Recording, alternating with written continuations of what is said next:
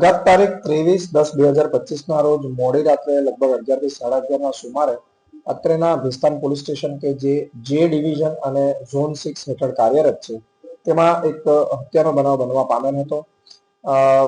બનાવની વિગત એવી છે કે બનાવના ફરિયાદી સોહિલ ગુલામ સાદિક શેખ ઉર્ફે અલ્લુ નાઓએ તેમની ફરિયાદમાં જણાવેલ હતું કે સામેવાળા 4 આરોપીઓ તેમની પર જૂની અદાવત રાખીને સમાધાન માટે બોલાવી હુમલો કરેલ હતો, છરીથી હુમલો કરેલ હતો, જેમાં તેમના એક ફરિયાદીના મિત્રનું મૃત્યુ પણ ગયેલ છે.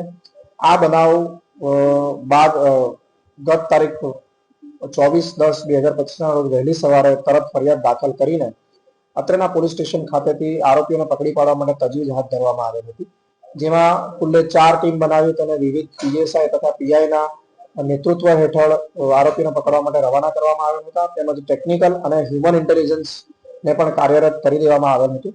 ટેકનિકલ અને હ્યુમન ઇન્ટેલિજન્સના પ્રતાપે બાતમી મળતા આ આરોપીઓ પૈકી 3 આરોપીઓને હાલ ઝડપી પાડવામાં આવેલ છે.